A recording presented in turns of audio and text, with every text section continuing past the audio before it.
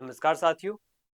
साथियों, हमने पिछली क्लास में डिस्कस किया था कि श्री अरविंदो के जो राजनीतिक विचार, उनके कुछ दार्शनिक विचार, हमने उनका जीवन परिचय, जीवन काल देखा, 4 चरणों में बटा हुआ था। उनकी अंग्रेजी शिक्षा इंग्लैंड में होती है, उसके बाद वो भारत में आकर शिक्षा दीक्षा देने का काम करते हैं। उसके बाद वो क्रांतिकारी चरण में कुछ समय व्यतीत करते हैं। उसके बाद सबसे ज्यादा जो उनका 30 से 40 वर्ष का समय व्यतीत होता है वो होता है आध्यात्मिक जीवन में। तो आध्यात्मिक जीवन के माध्यम से कुछ ऐसे दार्शनिक विचारों का वो प्रतिपादन करते हैं जो उस समय के भारत की राजनीतिक परिप्रेक्ष्य में बहुत बड़े बदलाव लाने की कहीं ना कहीं क्या करते हैं, जो है अपना जो है लक्ष्य निर्माण करते हैं या फिर उसमें योगदान देते हैं।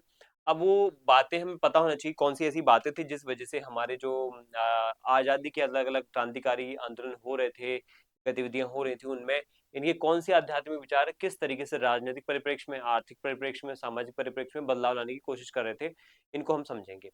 तो अति मानस का सिद्धांत उनमें से सबसे बड़ा सिद्धांत है और ये उनका मौलिक सिद्धांत है। उनका मौलिक सिद्धांत मतलब ये है कि उन्होंने खुद ही इसको प्रतिपादित किया है। इसमें किसी अन्य विचारक या अन्य यहाँ पे कोई विद्वान के सिद्धांतों का कहीं ना कहीं यहाँ पे उपयोग ना करके खुद ही उनके विचारों की क्या है ये एक जो पराकाष्ठा पर पहुंचने वाली स्थिति है, उसके बाद उनको उन्होंने प्रतिपादित किया तो उसको बोला उन्होंने सुपर माइंड या फिर थ्योरी ऑफ सुपर माइंड या अति मानस का सिद्धांत। क्या है ये सुपर माइंड की थ्योरी या अति मानस का सिद्धांत?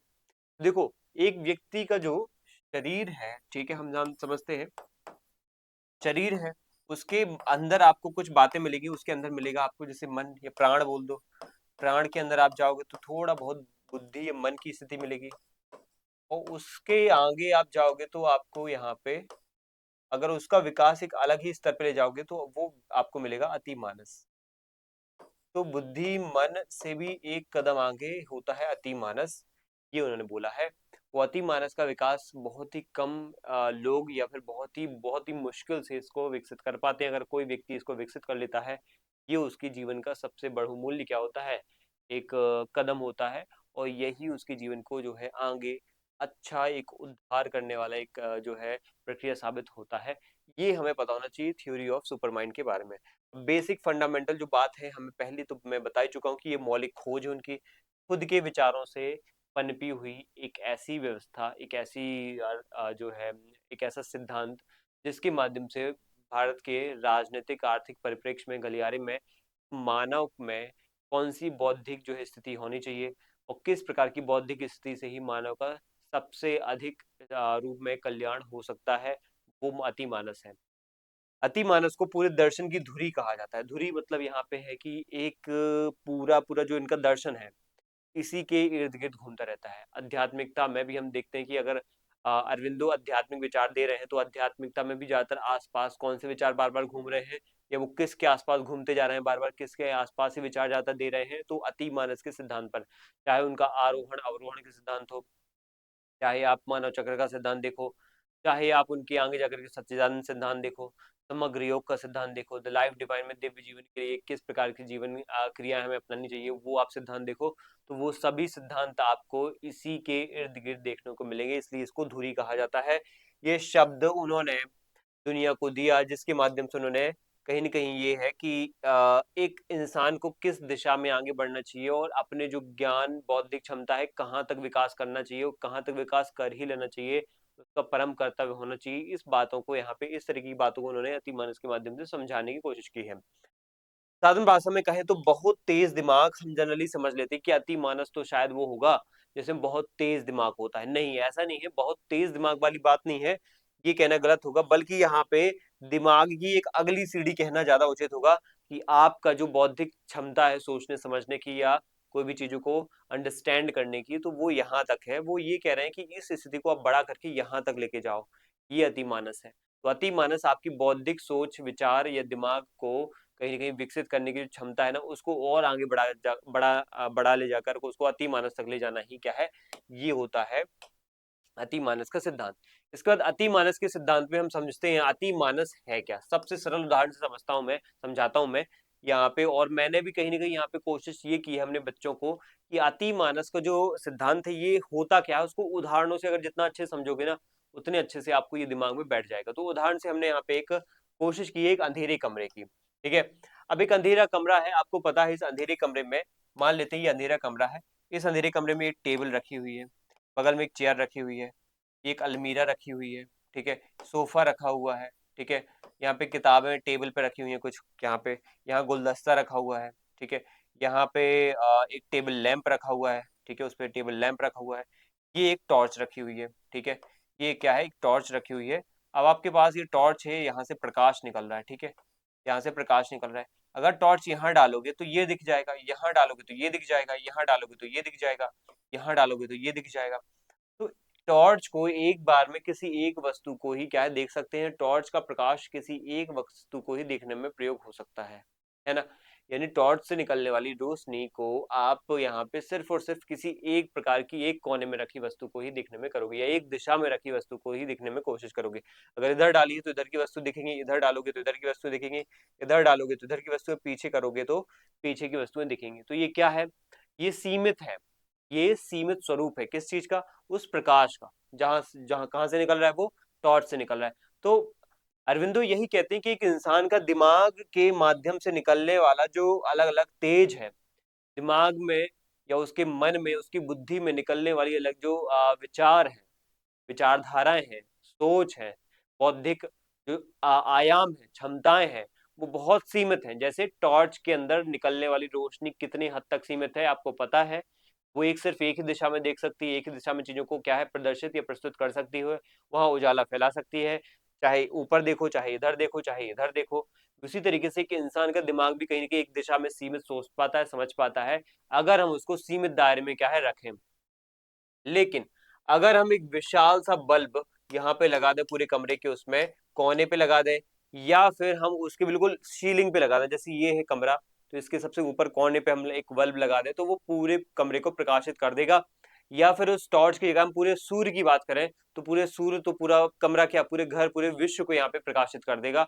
तो हमें उस सूर्य तक जाने की कोशिश करना है हमें, या तो उस बल्ब या तो सूर्य। यहाँ पे सूर्य ज्यादा बेस्ट एग्जांपल दिया है उन्होंने, सूर्य के तौर पे हम समझ सकते हैं कि हमें उस टॉर्च के समान जो है सीमित दायरे में नहीं प्रकाशित करना है चीजों को, हमें उस सूर्य की भांति बनना है जिससे पूरा विश्व कल्याण हम कर सकें, पूरे विश्व को प्रकाशित कर सकें अपनी सोच, अपनी विचारधारा के माध्यम से। ये उन्होंने अतिमानस का सिद्धांत बताया है, ये अतिमानस होता है, ठीक है। एक व्यक्ति को अपने दिमाग, अपनी बुद्धि को बहुत लिमिटेड वे में ना रख करके बहुत ही अलग अलग आयामों में क्या करना चाहिए, उसको विस्तारित करना चाहिए। तो हमारा दिमाग एक टॉर्च और मोमबत्ती की भांति होता है जो कि सीमित क्षेत्र में वो कर पाता है, प्रकाशित कर पाता है चीजों को, विचारों को। लेकिन अगर हम सुपर माइंड के रूप में अपने मन को, अपनी बुद्धि को विकसित कर लें तो ये सूरज की तरह क्या होता है, एक पूरे कमरे, क्या पूरे विश्व को प्रकाशित कर देगा, और एक साथ साफ साफ हमें हर चीज दिखाई देने लगेगी। तो हमारा जो मन में आडंबर है, अंधविश्वास है, ये रूढ़ियां भी कहीं ना कहीं खत्म हो जाएंगी। क्योंकि जब अति मानस का विचार हो जाता है ना, तो हम रूढ़ियों को फॉलो नहीं करते, फिर अंधविश्वास को फॉलो नहीं करते, फिर हम अपने मन में क्या करते हैं, तर्क लगाते हैं, विवेक लगाते हैं, तर्क करते हैं, लॉजिक करते हैं, उसके बाद आप अपने फैसले लेते हो। तो ये अति मानस के माध्यम से ही संभव हो पाता है। वरना इंसान अगर बुद्धि या मन में ही घिरा रहा, मन के विचारों से घिरा रहा, तो वो रूढ़ियों में दबा रहेगा। और इस प्रकार से भारत को चाहे आजादी कितनी भी दिला दो, राजनीतिक रूप से, सामाजिक रूप से, सांस्कृतिक रूप से, मन में वो गुलामी जो भरी है ना इंसान के दिमाग में, वो रूढ़ियों से गुलामी, वो अंधविश्वास वाली गुलामी, वो अलग अलग परंपराओं वाली गुलामी, वो कभी उससे आजाद नहीं हो पाएगा। हमारा देश आज 70 साल से, 75 साल से हम आजादी मना रहे हैं, 80 साल होने को आए हैं, और 2047 तक हम 100 साल व्यतीत कर लेंगे। क्या आजादी हमने जो है मानसिक रूप से प्राप्त कर ली है क्या, या आज भी हम अंग्रेज सरकार या अंग्रेज या अमेरिकन या चाइनीज लोगों के दिए चीजों पे ही निर्भर हैं? बिल्कुल निर्भर है, ऑब्वियस सी बात है। तो ये हमें आज भी इन्हीं आर्थिक, सामाजिक, सांस्कृतिक गुलामी में भी डाले हुए हैं। तो हमें ये कब हमें मिलेगी गुलामी से मुक्ति, तो ये मिलेगी अति मानस की तरफ जाएंगे जब हम चीजों की वास्तविकताओं को समझेंगे, ठीक है। तो ये हमें जरूरी है। आज भी हम जातिवाद, आज भी हम धार्मिक जो परंपराएं हैं, रूढ़ियां हैं, रीति रिवाज हैं, ठीक है, आडंबर है, पाखंड है, उनसे आज भी घिरे हुए हैं। जातिगत, धार्मिक, नस्लीय, जन्म स्थान के आधार पर लैंगिक रूप से जो आडंबर है, पाखंड है, और सबसे खतरनाक जो भेदभाव है, वो आज भी कहीं नहीं, छुआछूत जैसी समस्याएं आज भी विद्यमान है। तो सामाजिक आजादी तो हमने अभी दी नहीं है, तो वो कैसे मिलेगी, वो अति मानस से मिलेगी। क्योंकि यहाँ मन जो है ना, वो हमेशा अनुमान, गैस, यानी अनुमान पे फोकस करता है। लेकिन अति मानस हमेशा प्रत्यक्ष दिखता है, आपके सामने जो हो रहा है उसको मानेगा वो। यानी कि एक बहुत बड़े स्तर पे तर्क लगाने की बात, लॉजिक लगाने की बात ये अतिमानस के माध्यम से ही संभव हो सकती है, ये अरविंदो ने कहा है। अरविंदो के माध्यम से जो अतिमानस का सिद्धांत दिया जा रहा है, इस सिद्धांत में हम अब समझेंगे इसकी जरूरत क्यों है, इसकी जरूरत क्यों है, इसकी नीड क्यों है, ठीक है, इसकी मिसिंग लिंक समझेंगे। इसके लिए दो छोर उन्होंने बताया है कि सृष्टि के दो छोर होते हैं अरविंदो के अनुसार। एक तो होता है अज्ञानी मनुष्य, जो सबसे नीचे होता है। अज्ञानी मनुष्य कहाँ होता है? नीचे होता है, ये अज्ञानी है इसलिए नीचे है। और दूसरा छोर होता है सबसे ऊपर, ठीक है, पहला छोर यहाँ हो गया, दूसरा छोर यहाँ हो गया, और दूसरा छोर यहाँ पे होता है सबसे ऊपर, जो कि होता है पूर्ण ज्ञानी ईश्वर। तो ज्ञानी ईश्वर का छोर ये है, अज्ञानी मनुष्य है, ठीक है, अज्ञानी मनुष्य है, और ज्ञानी क्या है? ईश्वर है, इसलिए तो वो ईश्वर है, ठीक है। इन दोनों छोरों को आप मिलाओगे तो आपको इस तरीके की संरचना देखने को मिलेगी, ठीक है। ये रस्सी है, अब इस रस्सी से आपको एक अज्ञानी मनुष्य को अपने आप को कन्वर्ट करना है ज्ञानी ईश्वर के रूप में, तो वो कैसे करेगा? यहाँ पे उन्होंने बोला है कि मनुष्य सीधे ईश्वर तक छलांग नहीं लगा सकता है। अगर उसको ज्ञानी अज्ञानी से ज्ञानी बनना है तो सीधे ऐसे नहीं बन सकता है, एक तरीका है, एक प्रक्रिया है। उसको बीच से एक पुल से गुजरना पड़ेगा। इस पुल का नाम ही क्या है? इस पुल का नाम, इस ब्रिज का नाम क्या है? इस ब्रिज का ही नाम है क्या? इस लिंक या कड़ी का भी बोल सकते हैं, इसको कड़ी भी बोल सकते हैं, या जो ये बीच में आधार है कि यहाँ अज्ञानी से एक व्यक्ति ज्ञानी तक पहुंचना चाहता है, तो इसका बीच का जो पुल है, आधार है वो, ये जो कड़ी है वो है अतिमानस। अतिमानस बीच का आधार है। अगर अतिमानस वाली स्थिति प्राप्त नहीं हुई तो कोई मोक्ष की संभावना नहीं है। चाहे निर्वाण बोलो, चाहे मोक्ष बोलो, चाहे मुक्ति बोलो, चाहे इस संसार जगत से आपकी जो है निरंतरता खत्म हो जाए, चक्र खत्म हो जाए जीवन मृत्यु का, तो वो जो निरंतरता वाला चक्र है, जीवन मृत्यु का चक्र, वो खत्म करना है, तो मोक्ष प्राप्त करना है, तो आपको यहाँ पे एकदम से नहीं मिलेगा कि आज भक्ति में बैठ गए, कर्म योग में बैठ गए, या ज्ञान योग में बैठ गए, या भक्ति योग में बैठ गए तो आपको यहाँ पे मुक्ति मिल जाएगी। आपको अति मानस की तरफ जाना पड़ेगा, एक क्रमिक व्यवस्था है ये, उसके बाद ये संभव है। अति मानस वो शक्ति है जिससे दुनिया को बनाया गया है। मतलब सिंपल वर्ड्स में, अब ऐसे ही तो देखो, एक इंसान दुनिया में, हर एक इंसान कोई ना कोई कर्म कर रहा है, तो उसका कोई ना कोई छोटा छोटा लक्ष्य है। वो लक्ष्य प्राप्त करने के लिए बीच में क्या कर रहा है? कई सारी प्रक्रिया फॉलो कर रहा है। जैसे मुझे अगर एग्जाम निकालना है तो क्यों निकालना है? क्योंकि नौकरी, नौकरी भी की अंतिम उद्देश्य क्या है? अंतिम उद्देश्य है कि मैं अच्छा जीवन जीऊँ, अच्छा घर परिवार को अपना जो है पालन पोषण कर पाऊं, और उसके बाद आगे क्या? अच्छा जीवन होगा तो अंतिम जो बुढ़ापा है मेरा अच्छा व्यतीत होगा, बुढ़ापे में शांति सुखी तरीके से भगवान की पूजा करते हुए अपने जीवन को त्याग दूंगा। अंतिम उद्देश्य तो ये है। तो अंतिम उद्देश्य कहीं ना कहीं आपका लिंक जो है ना, वो एक मुक्ति की तरफ ही है, और मुक्ति आपको सीधे नहीं मिलेगी, बीच में कई सारी प्रक्रियाएं फॉलो करनी पड़ेंगी। कहीं नौकरी लेना, कहीं अच्छी जगह आपको है काम करना है, ठीक है, साफ सुथरी जो है जिंदगी जीना है, ज्यादा टेंशन वाली जिंदगी नहीं जीना है, तनाव से मुक्ति चाहिए आपको, तो आपको ऐसी प्रक्रियाओं से गुजरना पड़ेगा। वो प्रक्रियाओं में आपको अति मानस का विकास करना पड़ेगा, वरना वो प्रक्रिया इतनी हावी हो जाएंगी कि वो अति मानस की स्थिति आपको अगर नहीं मिल पाई, और वो प्रक्रियाओं आपके ऊपर अगर हावी हो गई, तो आपका जीवन बीच में भी खत्म हो सकता है, मुक्ति के चांस शायद ही आपको मिल पाए, ठीक है। तो मोक्ष की प्राप्ति तभी संभव है जब अति मानस का विकास आपने बीच की स्थिति में कर लिया है। लक्ष्य अगर मोक्ष है तो बीच में आपको, बीच लक्ष्य में आपको, लक्ष्य की प्राप्ति होने से पहले आपको अति मानस का विकास करना पड़ेगा।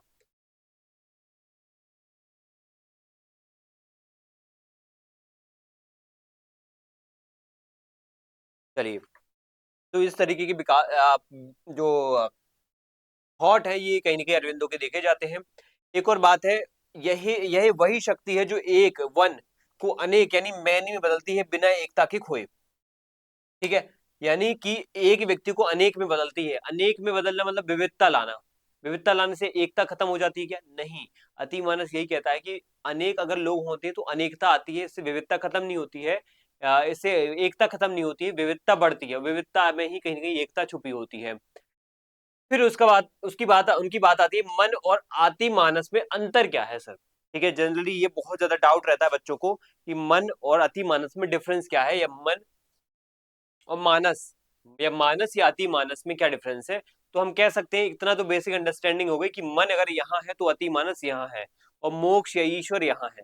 तो मोक्ष या ईश्वर तक जाने के लिए, एक मन को मोक्ष या ईश्वर तक जाने के लिए बीच में अति मानस की स्थिति प्राप्त करनी पड़ेगी।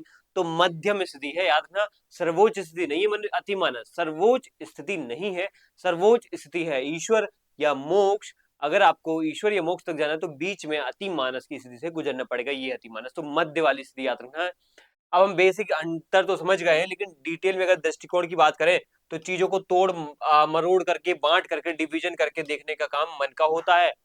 लेकिन अति मानस जो होता है, अति मानस क्या करता है, ये चीजों को जोड़ करके समग्रता में देखता है। जैसे मैं अभी अगर टॉर्च का एग्जांपल दे रहा हूँ तो उसका मतलब क्या, टॉर्च से अगर आपने इस तरफ देखा है तो इस तरह की चीजें दिखेंगी, सामने अगर टॉर्च की तो सामने वाली चीजें दिखेंगी, इस तरफ की तो टॉर्च इस तरफ की चीजें दिख जाएंगी, पीछे की तो पीछे वाली चीजें, ऊपर की तो ऊपर वाली चीजें। तो यानी एक चीजें आपको एक हिस्सा दिख रहा है, तोड़ करके आप चीजों को देख पा रहे हो, तो वो मन के माध्यम से संभव हो पाता है। जैसे टॉर्च से आप चीजों को अलग अलग सेपरेट करके देख पा रहे हो, वैसे ही मन से भी चीजें सेपरेट करके देखी जा सकती हैं, समग्र रूप से नहीं देखी जा सकती। इसलिए ये चीजें क्या है, बहुत ही ज्यादा मुश्किल है। चीजों को जोड़ करके समग्रता में देखना बहुत क्या है, मुश्किल हो पाता है। अति मानस से संभव है। हाँ, अति मानस से कहेंगे संभव है, क्योंकि अति मानस क्या है, सूर्य की भांति है, और हमारा मन क्या है, हमारा मन क्या है, एक टॉर्च की भांति है। बस इतना याद रखना है, दिमाग में चीजें क्लियर रहेंगी। ज्ञान, ये संदेह या डाउट करता है और गलतियां करता है, ये सत्य को जानता है, कभी गलती नहीं करता है। ठीक है, चीजों पे डाउट होता है तो मन की वजह से, अति मानस में डाउट नाम की कोई चीज नहीं रह जाती है। शक्ति, सोच सकता है, उसे कर पाने की शक्ति सीमित है। इसमें इच्छा शक्ति और विल एंड फोर्स है, साथ है। जो सोचा वह हो गया, यहाँ पे इच्छा अगर आपकी है और उसको कर दिया है, तो ये अति मानस ही ऐसी कहीं ना कहीं इच्छा शक्ति विकसित कर पाता है कि अगर इच्छा आपने कोई बनाई है, आपने कोई इच्छा पैदा की है, तो उसको कर पाने की शक्ति भी वो देता है। उसको सोचा है तो उसको करने की क्षमता भी देता है, यतिमानस होता है। लेकिन मन में क्या होता है, ज्यादातर चीजें सोचने तक है, कर पाने की शक्ति उसमें ज्यादा नहीं होती है, उसको आगे बढ़ाने की शक्ति नहीं होती। अगर आप चीजें कर पा रहे हो, अगर आपने चीजें सोची हैं, अगर आप उसको एग्जीक्यूट कर पा रहे हो, तो कहीं ना कहीं आप अति मानस का विकास कर पा रहे हो। आजकल लोग ज्ञान देने में बहुत आगे हैं, हम जानते हैं, है ना, ऐसे ऐसे ज्ञान देते हैं, हम ये कर देंगे वो कर देंगे, लेकिन बस बोलते रहते हैं कि हमारा तो ये हो जाना था अगर हम ये कर लेते तो। कुछ नहीं हो जाना था इन लोगों का, ये बस बोलते हैं, इन्होंने किया होता है ना तो अभी हो गया होता, है ना। तो बोलने में तो यहाँ पे हमारे देश के लोग मास्टर हैं, लेकिन करने में बिल्कुल ही क्या है, एकदम आलसी है। वैसी सिचुएशन हमारे देश में नहीं बनी अतिमानस वाली, अगर हो रही है तो आप समझ सकते हो। अज्ञान होता है मन के अंदर, लेकिन रित चित होता है, यानी ट्रुथ कॉन्शियसनेस होता है अति मानस के अंदर। ट्रुथ चित मतलब होता है सच्चिदानंद के माध्यम से सत चित की भावना, जो कि वेदों से उठाई इन्होंने। ये हम कह सकते हैं रित चित की भावना जो इन्होंने वेदों से उठाई है ना, ये मिलती है कहाँ, अति मानस के अंदर ही मिलती है। ठीक है, इसके बाद हम देखते हैं अति मानस का स्रोत क्या है। उन्होंने अति मानस का जो सिद्धांत है वो कहाँ से प्रभावित होकर के लिया है, तो ये उन्होंने ऋग्वेद के ऋत चित से लिया है। अब बोलोगे सर आप तो बोल रहे थे उनका मौलिक सिद्धांत, देखो मौलिक सिद्धांत है, लेकिन कुछ बातों को जोड़ा है, ये कुछ बातें यहाँ की कुछ बातें यहाँ की, उन बातों को समग्र रूप दे करके और विस्तारित फॉर्म में एक नई व्यवस्था को जन्म दिया है। जैसे ऋत चित, यानी ऋत चित मतलब होता है ट्रुथ कॉन्शियसनेस। ट्रुथ कॉन्शियसनेस मतलब हर व्यक्ति का एक उद्देश्य होता है कि वो सच्चिदानंद घन या जो परमात्मा है उनमें लीन होना चाहता है, उनसे ही उसका क्या है विकास हुआ है, उसमें ही जाकर के मिलना चाहता है अंत में। तो ये चीज कहीं ना कहीं हमने वेदों में समझी है, मोक्ष भी इसी को ही कहते हैं। यहाँ पे उसको ही लिंक करने के लिए उन्होंने क्या है, अति मानस का सिद्धांत दिया है कि बीच की स्थिति वो अति मानस है। यहाँ पे उपनिषद की बात बोली गई है, उपनिषद में तैतृय उपनिषद है, उसमें एक सिद्धांत है विज्ञानमय कोश का, या उसको विज्ञानमय कोश कहा गया है। विज्ञानमय कोश के अंतर्गत आपको मिलेगा एक अन्नमय कोश, फिर उसके बाद प्राणमय, फिर उसके मनोमय, फिर एक विज्ञानमय, फिर आनंदमय। ये आनंदमय की स्थिति ही आपको कहीं ना कहीं यहाँ पे किस तरफ ले जाएगी, मोक्ष की तरफ ले जाएगी। इसके लिए आपको विज्ञानमय की स्थिति से गुजरना पड़ेगा, और ये विज्ञानमय की स्थिति ही आपके आगे आपकी क्या है, अति मानस की स्थिति है, इसको ही कहेंगे हम अति मानस। ठीक है, अरविंद ने इसमें विज्ञान जो पॉइंट है ना, इसको ही अंग्रेजी में सुपर माइंड कहा है। बात समझ में आई, ये आपको पता होना चाहिए। ये मेरा क्या है उद्देश्य आपको बताने का कि हाँ, वेद में एक ऋत चित वाली कॉन्सेप्ट है, उस कॉन्सेप्ट को उन्होंने एक नए रूप में ढाल करके अतिमानस के सिद्धांत को प्रस्तुत किया है, प्रतिपादित किया है। फिर उसके बाद तैतृय उपनिषद में एक आनंदमय कोश है, या फिर हम विज्ञानमय कोश कहेंगे, जो आनंदमय की तरफ ले जाता है। उसमें सबसे पहला चरण है अन्नमय, फिर उसके बाद प्राणमय, फिर मनोमय, और फिर उसमें विज्ञानमय आता है। और विज्ञानमय के माध्यम से तर्क व्यवस्था को जन्म मिलता है, और तर्क की पराकाष्ठा पे, विवेक की पराकाष्ठा पे पहुंचा जाता है। इसी के माध्यम से अतिमानस का विकास हो पाता है। ठीक है, ये हो गया हमारा विज्ञान, ये अतिमानस का स्रोत। अब इसके बाद हम इसका प्रभाव पढ़ेंगे और परिणाम पढ़ेंगे कि ये अतिमानस का जो सिद्धांत है, इसका प्रभाव परिणाम क्या हुआ।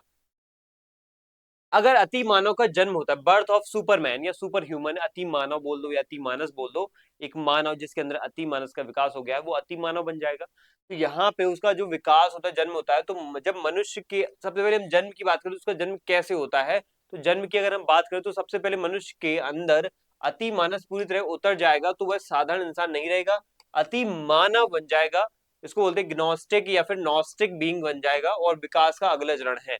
मतलब ये है कि जैसे एक जमाने में हम बंदर थे, उसको डार्विन सिद्धांत से भी हम लिंक कर सकते हैं, आरोहण अवरोहण से, कि बंदर थे उसका क्रमिक भौतिक यानी शारीरिक विकास हमारा कैसे बंदरों से होता गया, वैसे माइंड का, मन का, बौद्धिक क्षमता का विकास भी अगर हमारा होता गया तो हम कहीं ना कहीं अगले चरण में जाएंगे। जैसे आज हम अगर, पहले हम क्या थे, बेवकूफ थे, बंदरों की बुद्धि थी हमारे दिमाग में, ये जानवरों की बुद्धि थी।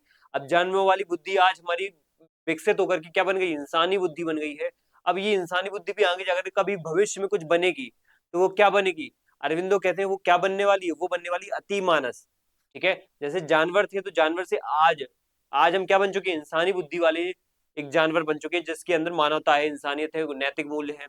लेकिन आगे जाकर के इंसान और नैतिक होगा और तर्कशील होगा तो वो बन जाएगा अति मानस, और उसमें और ज्यादा चांस रहेंगे एक व्यक्ति के ईश्वर में मिलने के चांस, मिल ईश्वर में क्या है, समाहित होने में, ईश्वर में लीन होने के। अब बताओ, जब हर एक व्यक्ति नैतिक है, विवेकशील है, तर्कशील है, और उसके अंदर मोक्ष की कामना ज्यादा है, तो हर व्यक्ति क्या है, नैतिकता से भरा रहेगा। तो यहाँ पे हम कहेंगे वो जीवन, वो परंपरा, वो जीवन मूल्य कैसे होंगे, सतयुगी जीवन वाले मूल्य होंगे। आज के जीवन में क्या है, मानव ज्यादा कुरीतियों में बटा हुआ है, बधा हुआ है, रूढ़ियों में बधा हुआ है, अनैतिकता में बधा हुआ है, अनैतिक आचरण अपना रहा है, बहुत सारी गलत गलत चीजें अपना रहा है, गलत आते हैं। लेकिन ये कहीं ना कहीं उसको क्या है, बांधे हुए हैं इसी जीवन से। अगर उसको इस जीवन से निकलना है तो उसको यहाँ पे इस अति मानस का विकास करना पड़ेगा। और अति मानस का जन्म ही हमें कहीं ना कहीं ले जाएगा एक अगले विकास के चरण की तरफ। दिव्य जीवन की बात करें तो ये लाइफ डिवाइन की तरफ ले जाएगा। अभी हम सुख दर्द या दुख दर्द और मौत से घिरे हुए हैं, अति मानस के आने से धरती पर स्वर्ग उतरेगा, वही सतयुगी जीवन मैंने बताया ना आपको। क्योंकि यहाँ पे हर व्यक्ति नैतिक होगा, हर व्यक्ति क्या होगा, जो है सदाचार पर आधारित होगा, जो है सभी का दुख खत्म हो जाएगा। समस्याओं का हल क्या निकलेगा, इससे समस्याओं का हल ये निकलेगा कि अरविंद कहते हैं कि दुनिया की समस्या जैसे युद्ध, गरीबी, नफरत मन ने पैदा की है, इसलिए मन ही उन्हें सुलझा नहीं सकता है, उन्हें हल करके हल केवल मति मानस के पास है, क्योंकि वह एकता जानता है। दुनिया में हर समस्या का जड़ क्या है बताओ, मन है हमारा। अगर अंग्रेजों ने भारत को गुलाम बनाया तो क्यों बनाया है, हम क्यों किसी एक व्यक्ति के ऊपर आरोप लगाएं कि विक्टोरिया ने, ये ईस्ट इंडिया कंपनी के राजाओं ने, महाराजा ईस्ट इंडिया कंपनी के व्यापारियों ने ऐसे कुछ उल्टी बुद्धि से दिमाग लगा कर भारत को गुलाम बनाया। फिर वो लॉर्ड कर्जन, लॉर्ड डलहौजी, ये सब इनके ऊपर, वेलेजली के ऊपर आरोप लगाए, हम वॉरेन हेस्टिंग्स के ऊपर आरोप लगाए, रॉबर्ट क्लाइव के ऊपर आरोप लगाए कि लोग देश में आए, इन्होंने देश को बर्बाद कर डाला। यहाँ पे एक व्यक्ति को यहाँ पे आरोपी न करके उस संस्कृति, उस व्यक्ति के मन को हमें आरोपी बनाना चाहिए, उस मन को आरोप लगाना चाहिए, मन पर आरोप लगाना चाहिए जिसने ऐसे विचार पैदा किए। ये विचार पैदा करने का माहौल किसने दे दिया ऐसा कि हम एक दूसरे को गुलाम बनाए, दूसरे को छीन लें, बर्बाद कर दें, दूसरे को लूट डालें, जिससे हम अपना विकास कर सकें। ये मन में बौद्धिक जो विचार है ये कैसे आ गए, एक व्यक्ति के मन में ऐसे विचार पनप कैसे गए कि उसने दूसरे को लूटना चाहा, दूसरे का शोषण करना चाहा, दूसरे को गुलाम बनाना चाहा, दूसरे को दास बनाना चाहा। ये हमारे आसपास की संस्कृति से हमने खुद जन्म इसको दिया है। तो क्यों दिया है, क्योंकि हमारे मन ने ऐसा करवा दिया, क्योंकि हमारा मन क्या हो गया है, एक जमाने वैदिक काल में जो बहुत ही आदर्शवादी था ना, समय के साथ साथ बहुत बुरा हुआ है, बहुत ज्यादा रूढ़ीवादी पाखंडी हो चुका है, बहुत ज्यादा अलग अलग बुरी आदतों से घिर गया है।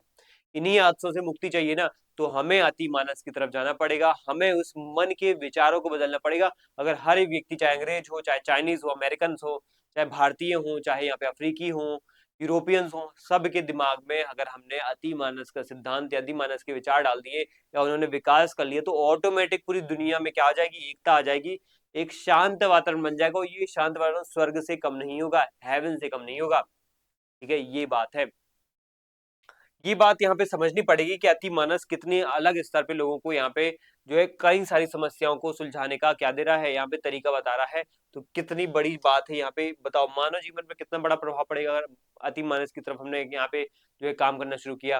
क्या इसका परिणाम होगा, बहुत बड़ा परिणाम होगा कि पूरी दुनिया में जो है ना एक शांति वाला माहौल आ जाएगा, पूरी दुनिया यहाँ पे सतत विकास की तरफ बढ़ेगी। अब देखो प्रकृति के साथ ऐसे हम गलत कितना व्यवहार कर रहे हैं कि उसको बर्बाद कर रहे हैं, दोहन कर रहे हैं, दुरुपयोग कर रहे हैं उसके संसाधनों का। तो एक तरफ विनाश भी आ रहा है और एक तरफ हम अपनी जो है लालच को और भी बढ़ाते जा रहे हैं, और भी बढ़ाते जा रहे हैं।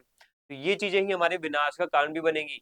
अगर हमने मन से अति मानस पे सही समय पे नहीं गने ना, तो ये मन हमें ही क्या कर देगा, हमारे विनाश में बहुत बड़ा योगदान साबित होगा। हम वापस से जंगली जीवन की तरफ जाएंगे। अगर हमने जंगली जीवन से मानवीय जीवन प्राप्त किया है तो मानवीय जीवन से हमें अति मानवीय जीवन या अति मानस के जीवन में जाना चाहिए। अगर नहीं जा पाए सही समय पर तो वापस से अपने विनाश कर लेंगे और वापस से जंगली जीवन की तरफ चले जाएंगे। तो वापस हमें क्या चाहिए, सतयुग की तरफ जाना चाहिए, ऐसा इन्होंने बोला है। टॉर्च और सूरज का मैं तो एग्जाम्पल बता चुका हूँ। टॉर्च क्या है, मन के समान है, और सूरज क्या है, अति मानस के समान है। ठीक है, अति मानस है। अब बताओ आपको किसका प्रकाश ज्यादा अच्छा लगेगा, मन टॉर्च का प्रकाश ज्यादा अच्छा लगेगा या सूरज का प्रकाश?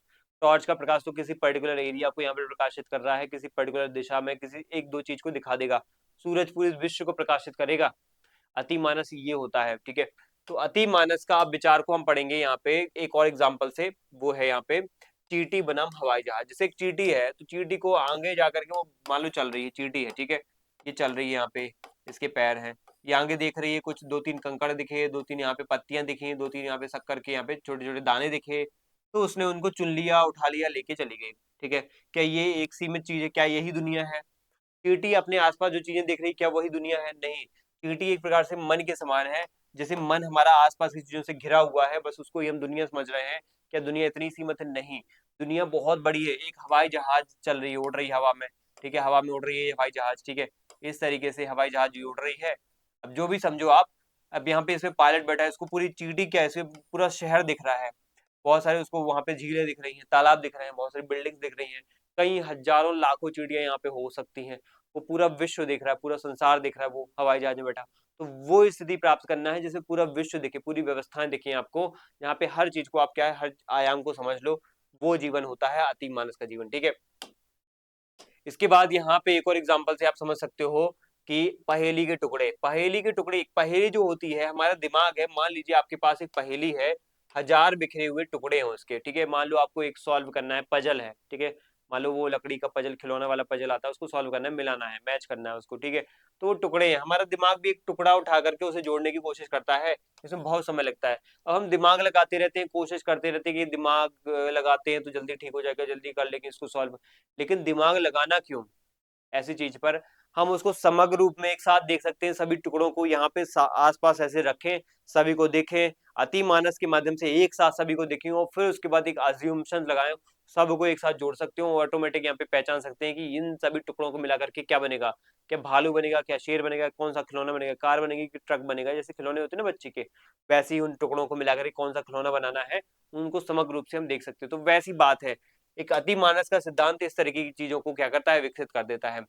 सत्य चेतना यानी रित चेत, अगर हमारा दिमाग गलतियां कर सकता है तो कंफ्यूज हो सकता है, लेकिन अति मानस कभी गलती नहीं करता, सत्य को सोचता नहीं है, बल्कि सत्य को जीता है ये। ठीक है, इसमें समग्रता होती है, दिमाग में बांटता है, यानी हमारा जो मन होता है बांटता है, मैं अलग हूं, तुम अलग हो, भारत अलग है, अमेरिका अलग है, ब्रिटेन अलग है, ब्रिटेन ने हमें गुलाम बनाया है और भारत गुलाम बना हुआ है। लेकिन अति मानस हमें जोड़ता है, वह देखता है कि हम सब एक ही ऊर्जा है, ईश्वर के ही अलग अलग रूप है। यहाँ पे अति मानस बताता है कि यहाँ पे ब्रिटेन ने भारत को गुलाम नहीं बनाया है, या इंग्लैंड ने भारत को गुलाम नहीं बनाया है, यहाँ पे अपने ही लोगों ने अपने ही लोगों को गुलाम बना लिया है, एक इंसान ने ही एक इंसान को गुलाम बना लिया है। इस तरीके से ये चीजें देखता है। तो ये कहीं ना कहीं अगर चीजों में दिमाग में डेवलप हो जाए ना, तो एक इंसान क्यों दूसरे को गुलाम बनाएगा, क्यों दूसरे का शोषण करेगा? सब अपने आप को ही क्या है महसूस करेंगे, सब में अपनापन एक भाव पैदा हो जाएगा। ज्ञान और इच्छा एक है, knowledge and will are one. मन हमें सोचते बहुत हैं, जब हम सोचते बहुत हैं तो कर नहीं पाते हैं। जैसे मुझे सुबह जल्दी उठना है, उठ नहीं पाते हैं। और यहाँ ज्ञान और शक्ति अलग अलग है। देखो, ज्ञान आपका ये है कि सुबह जल्दी उठना है, लेकिन उठ नहीं पा रहे हैं, ये शक्ति है आपकी, यानी शक्ति बहुत कमजोर है। ज्ञान तो है कि उठना जल्दी है, ये अच्छी बात है, लेकिन शक्ति नहीं, हिम्मत नहीं, क्षमता नहीं है। अति मानस क्या है, जहां ज्ञान है वही शक्ति है। अगर अति मानस ने सोचा है रोशनी हो, तो रोशनी हो जाएगी। ये सोचने और करने में कोई दूरी नहीं है। मतलब जितनी अगर सोचने की क्षमता है उतनी ही आपके अंदर शक्ति विद्यमान है, और सोचना ही शक्ति है अपने आप में, तो वो है अति मानस। सोचा हो गया, वो अति मानस है, परिवर्तनकारी शक्ति है ये। अति मानस केवल दिमाग को तेज नहीं करता है, बल्कि ये क्या करता है, शरीर को भी बदल देता है। अरविंद का मानना है कि अति मानस के अवतरण से इंसान बीमार नहीं पड़ेगा, बूढ़ा नहीं होगा, और मृत्यु पर भी विजय प्राप्त कर लेगा। मृत्यु के भी चरण से वो मुक्ति प्राप्त कर लेगा। अलग अलग जो चरण है, चक्र है, इन सबसे भी मुक्ति प्राप्त कर लेगा। तो ये अति मानस के सिद्धांत हमें बहुत ज्यादा क्या है, जरूरी है जीवन के लिए। व्यक्तिगत जीवन के लिए भी जरूरी है, और ये हमारे विश्व व्यवस्था के लिए भी कितने अच्छे साबित हो सकते हैं। हम लोगों को बता सकते हैं, इंटरव्यू बोर्ड को बता सकते हैं जब हमारा इंटरव्यू हो भविष्य में, कि हम अरविंद के अतिमानस के सिद्धांत का यहाँ पे उपयोग कर सकते हैं, जिसमें एक इंसान दूसरे इंसान को यहाँ पे अंग्रेज, हिंदू, मुस्लिम, भारतीय, अंग्रेज, अमेरिकन, चाइनीज नहीं समझता है। यहाँ पे सबको एक इंसान समझा जाता है, मानव समझा जाता है।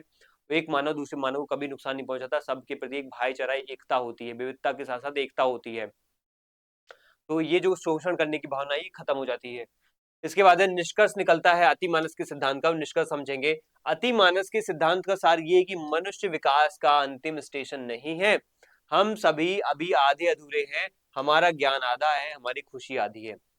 अतिमानस का सिद्धांत का सार ये होता है कि अगर आपका जीवन सिर्फ और सिर्फ अभी भौतिक स्तर पे क्या है, सीमित है, हम भौतिक जीवन से ही खुश हैं, हम भौतिक जो मनोभाव है उनमें ही क्या है अभी बंधे हुए हैं, आपके मानसिक विचार अभी इसी भौतिक दुनिया में क्या है फैले हुए हैं, तो आप अपने आप को क्या है इसी मन वाली जीवन से, मन वाले जो चित्त है उनसे ही कहीं ना कहीं आपके आपके जो विचार हैं या आपके जो थॉट है उनसे ही क्या है बंधे हुए इस मन वाली स्थिति से। अगर अति मानस पर जाना है तो आपको इन आधी अधूरी चीजों को क्या है पूर्ण मानना बंद करना पड़ेगा। ठीक है, इस नौकरी में ही कहीं ना कहीं संतुष्टि आपको मिल रही है, वो संतुष्टि आपको नहीं, वो संतुष्टि आपके लिए पूर्णता नहीं है, पूर्णता कुछ और है। हम क्या है इसी भौतिक जीवन को ही पूर्ण मान लेते हैं, और पूर्ण मानना ही हमारी सबसे बड़ी गलती है। और गलती होने की वजह उसके बाद भी हम कहीं इसमें कहीं नहीं वाकिफ नहीं हो जाते, हमें कोई वाकिफ नहीं कराता, और हम उसी को ही अपूर्णता मान दें कि अब तो मेरा जीवन पूर्ण हो गया है, मैंने जीवन में सब देख लिया है, सब कर लिया है, अब मुझे जीवन में कुछ नहीं चाहिए, बस परोपकार करना है। अरे परोपकार करो, कोई दिक्कत नहीं है, लेकिन अभी भी पूर्णता प्राप्त नहीं हुई है आपने जीवन में, अभी भौतिक चीजें देखी हैं, अभी आध्यात्मिक चीजों की पराकाष्ठा पे तो गई नहीं हो। तो ये आधा अधूरा जीवन है, यहाँ पे ज्ञान हमारा आधा है, आधा जीवन जिया है, उसी में हमें खुशी मिल गई है। वो खुशी क्या पता आधी हो, उससे भी कई गुना स्तर पे खुशी मिलने वाली हो आपको, लेकिन आपने प्रयास ही नहीं किए। तो प्रयास करने चाहिए। अति मानस वही अगली सीढ़ी है जहां पे आपने जो है उस सीढ़ी को लेना भूल गए या उस तक पहुंचना भूल गए। आपने सीढ़ी चढ़ी, यहाँ तक आप पहुंच गए, आपको लगा बस यही है मेरी सफलता, यही मेरा जीवन का अंतिम पड़ाव, अब मुझे नहीं चढ़ना। क्या पता एक और बहुत बड़ी सीढ़ी हो, उसको थोड़ा भी चढ़ोगे ना ऑटोमेटिक यहाँ तक पहुंच जाओगे। अब बताओ, और यही थोड़े से स्टेप में आपको ईश्वर मिलने की स्थिति रहेगी, यहाँ पे आपको मोक्ष प्राप्त होने की स्थिति रहेगी। तो मुझे यहाँ तक जाने से ज्यादा संतुष्टि मिल सकती है, ठीक है, लेकिन परम संतुष्टि मुझे वहां तक जाने में मिलेगी, उसके बाद ईश्वर में लीन होने में संपूर्ण या फिर अनंत संतुष्टि मुझे प्राप्त हो जाएगी। ठीक है, जिस पर चढ़कर इंसान अब अति मानव सुपर माइंड यानी डिवाइन बीइंग बनेगा, जिस दिन वह शक्ति धरती पर पूरी तरह उतर आएगी, उस दिन धरती पर दुख, दर्द, युद्ध और अज्ञान का अंधेरा हमेशा के लिए मिट जाएगा, यहाँ दिव्य जीवन डिवाइन लाइफ शुरू हो जाएगी। ठीक है, तो ये यहाँ पे क्या हो जाता है, ये हो जाता है यहाँ पे हमारा अति मानस का सिद्धांत। ठीक है, हमने समझ लिया है अति मानस का सिद्धांत, ओवरऑल आपको समझ में आया होगा। हमने क्या पढ़ा, अति मानस का सिद्धांत, जिसमें हमने ये देखा कि कैसे अरविंदो हमें अति मानस के सिद्धांत के माध्यम से ये बताना चाहते हैं कि एक व्यक्ति का जो जीवन होता है वो किस तरीके से अलग अलग क्या होता है चरणों से गुजरता है। अगर उसका जीवन कहीं ना कहीं भौतिक चीजों में बंधा हुआ है तो वो सबसे निकृष्ट स्तर का जीवन जी रहा है। उसका जो जीवन है फिर प्राण, मन, फिर बुद्धि, ये बौद्धिक बौद्धिक क्षमता से युक्त हो रहा है, तो कहीं ना कहीं हम कहेंगे ठीक है विकास हो रहा है। लेकिन अति मानस तक पहुंच रहा है तो सर्वोत्तम विकास हो रहा है, और सर्वोत्तम विकास के बाद फिर आप ईश्वर में लीन होने वाले हो, मोक्ष को प्राप्त करने वाले हो। ये सबसे जरूरी है। और उन्होंने ये भी कहा है कि अगर एक व्यक्ति को अति मानस ईश्वर में लीन होना है, ईश्वर में अपने आप को जो है समाहित करना है, संलिप्त करना है, तो उसको अति मानस के एक बीच के चरण से गुजरना पड़ेगा।